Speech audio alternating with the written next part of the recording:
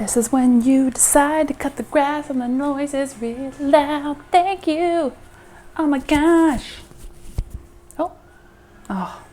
Hello everyone and welcome back to my channel. This is Mastering the Techniques of Cooking and I'm your host, Anna. We're gonna dive straight into today's topic, which is all about mirepoix. Everyone say it with me, mirepoix.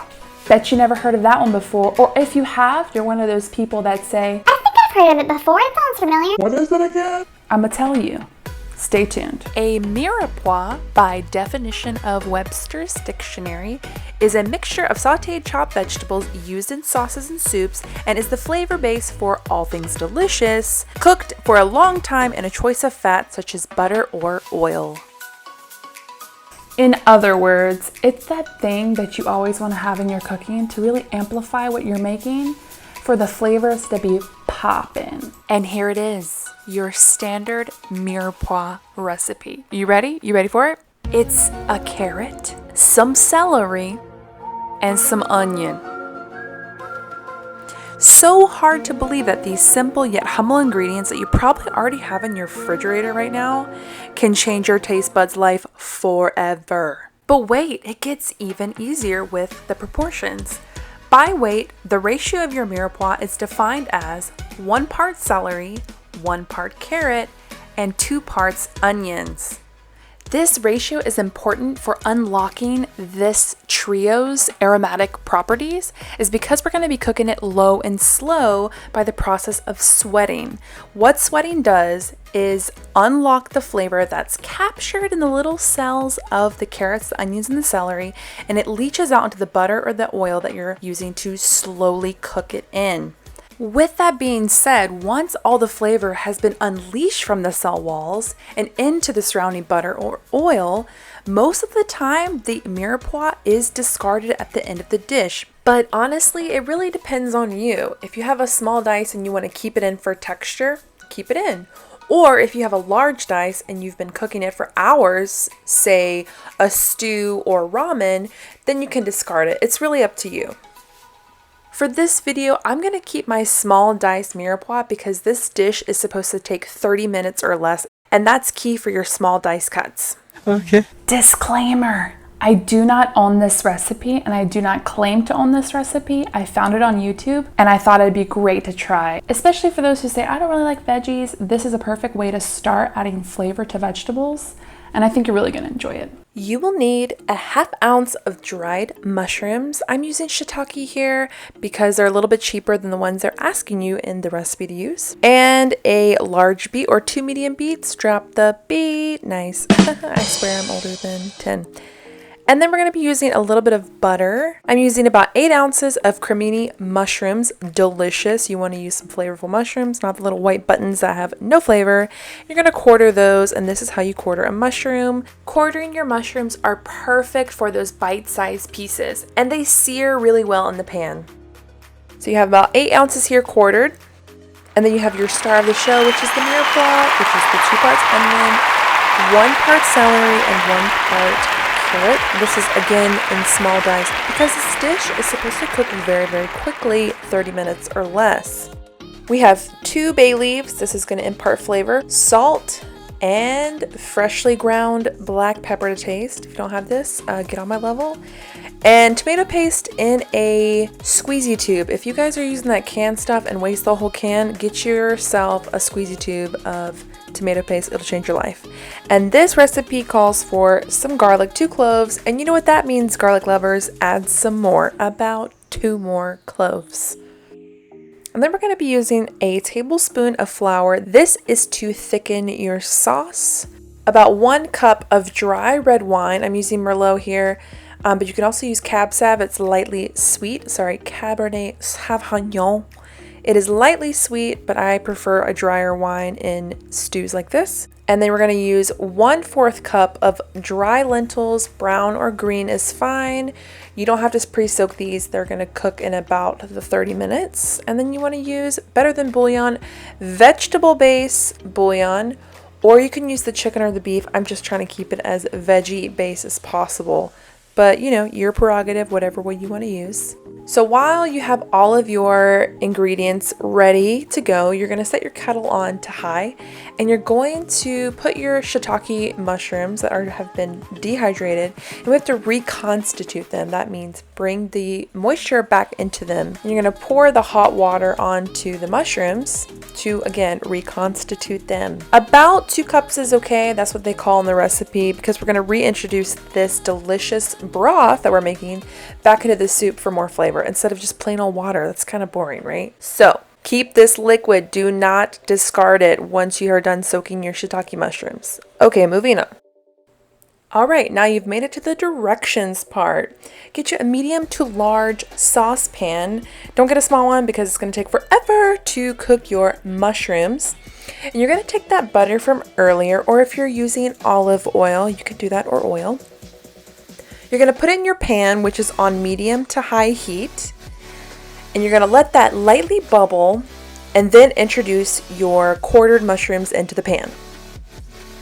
You want to do this in stages if you have a medium saucepan like you see here. I don't have a large one, so this one does just fine.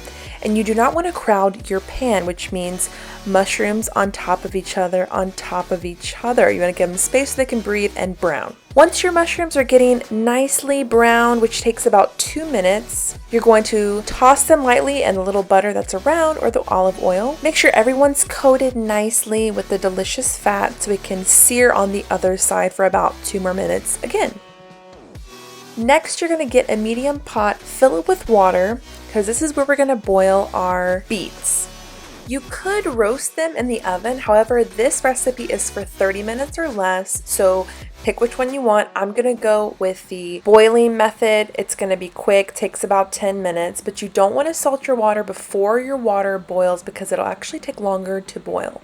Keep that in mind. This beet is going to mimic the beef, right? A beef bourguignon, and this is the Beet Bourguignon. So man, look at that cross section. I just can't get over how beautiful it is. Okay, so I'm going to do a large dice here. So again, it can withstand that 10 to 12 minute cooking time. You want to slice it into a large dice, which is about 3/4 of an inch. If you want smaller bite-sized pieces, feel free to do a medium dice. Just check your boiling time, check your cook time.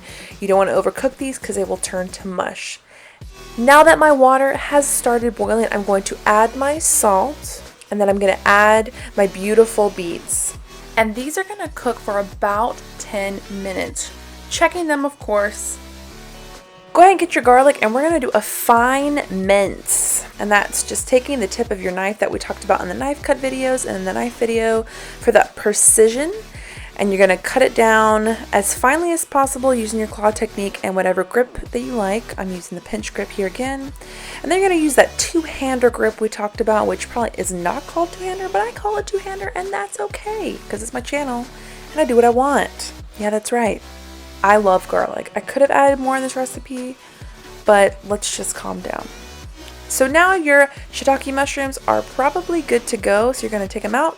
You're just going to rough chop those. I'm thinking about the final dish. I kind of want bite-sized pieces, if you will. Enough on a spoon, because spoons are better than forks. And save them to the side before we add everything in the pot very, very soon.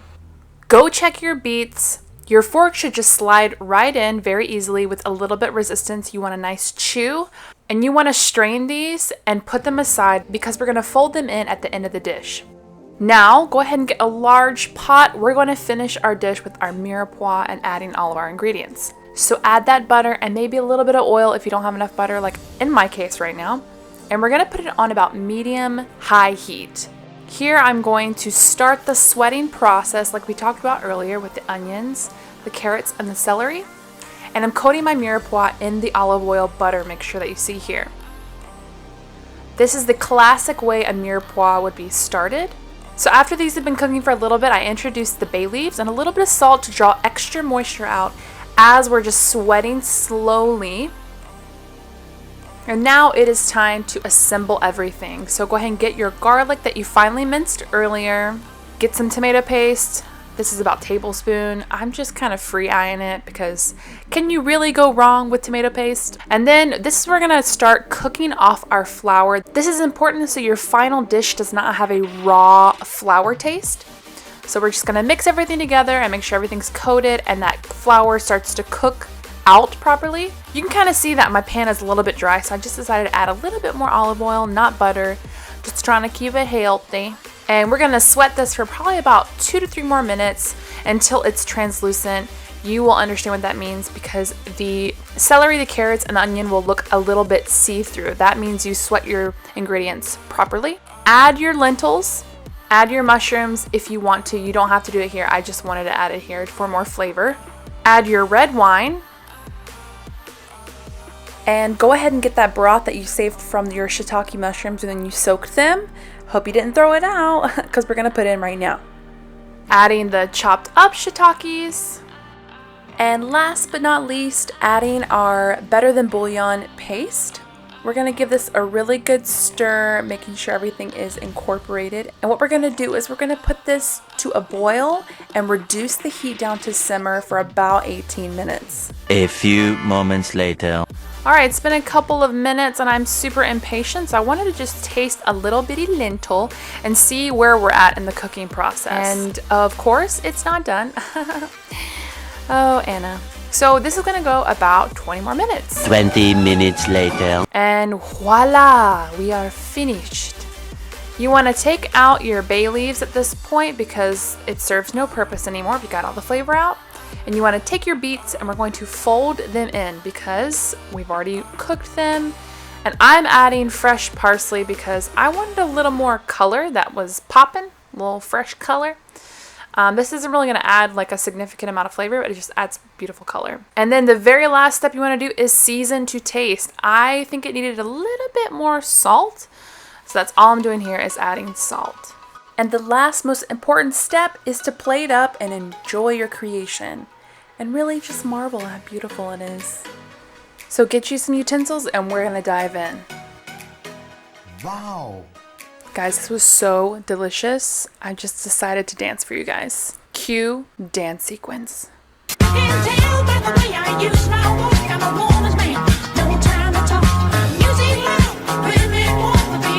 Pro tip, always eat with a spoon. It makes it taste better. I don't know why. Science. Really flavorful. I suggest you guys try this. A great way to get your vegetables in for sure, especially for kids. Thanks for joining me, you guys. I hope you had fun. I hope you learned something. And if you did and got value out of this video, please subscribe and like this video. So join me next week as we explore the Italian sofrito. Sofrito. It's gonna be Delicious. I'll see you guys next week. Bye.